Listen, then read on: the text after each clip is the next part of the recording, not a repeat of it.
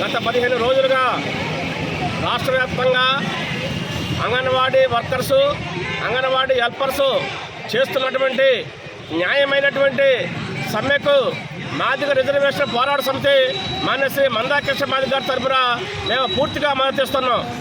ఎందుకంటే మరి anganwadi workers, helpers జీతాలు 26,000కి పెంచాలని చెప్పేసి 15 రోజులుగా వారు చేస్తున్నటువంటి పోరాటాన్ని మరి ఆంధ్రప్రదేశ్ రాష్ట్ర ముఖ్యమంత్రి గారు కనిపించట్లేదా?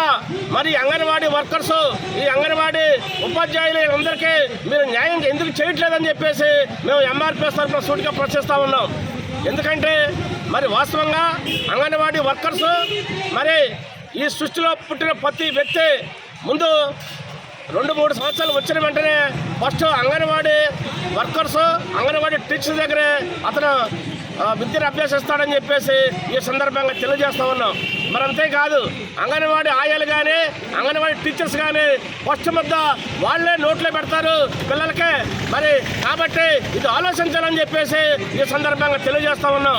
మరి 15 రోజులుగా సమ్మె చేస్తున్నా రాష్ట్ర ప్రభుత్వానికి చేమకుట్టినట్టు లేదు.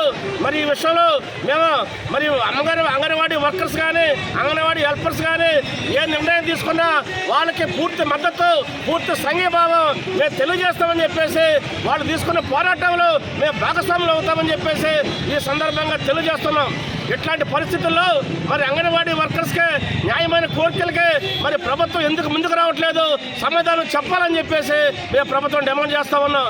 ప్రభుత్వం సమాధానం చెప్పని ఎడల మందాకృష్ణ మాదిగ గారి నాయకత్వంలో రాష్ట్ర వ్యాప్తంగా, దేశవ్యాప్తంగా ఉద్యమాన్ని బలోపేతం చేసి వారికి మద్దతుగా, వారికి అండగా, వారి బిడ్డగా, వారి తమ్ముడిగా, వారి అన్నగా మేము అండదండలుగా ఉంటామని చెప్పేసి తెలియజేస్తూ ఈ అవకాశం ఇచ్చినటువంటి అంగన్వాడీ వర్కర్స్కి జై భీములు తెలియజేస్తూ ముగిస్తున్నాం.